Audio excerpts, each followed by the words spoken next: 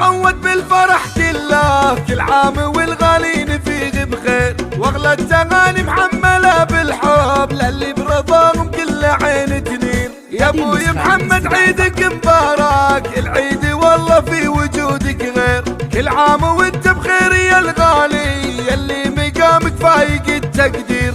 عزك وجودك يا ابو عبد الله معنى السعاده يكتمل والخير، يوم ما يتاج الراس لعيونك صدق الغلا ما يقبل التاخير، صدق الغلا ما يقبل التاخير. العيد بانوارك سعد وافراح يا جنة الدنيا غلاك كبير، كل عام وعيدك بالفرح ينعاد كل الاماني في لقاك.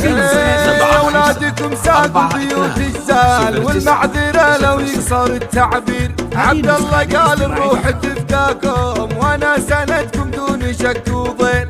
خالد يحييكم من الوجدان في بركم عساني بلا تقصير، واميره قالت انتو تاج الراس يلي غلاكم فايق التصوير. كانت تقول انتم غلات الروح في قربكم يفرق هناي كثير، مسك الختام الله يديم الويد يجمعنا دايم في سرور وخير، يجمعنا دايم في سرور وخير. هذه النسخة للاستماع فقط، جميع خطوط النشر والتوزيع محفوظة. العيد عود بالفرح كله كل عام والغالين فيه بخير، واغلى التغاني محمله بالحب للي برضاهم كل عين تنير. يا ابوي محمد عيدك مبارك العيد والله في وجودك غير، كل عام وانت بخير يا الغالي يلي مقامك فايق التقدير.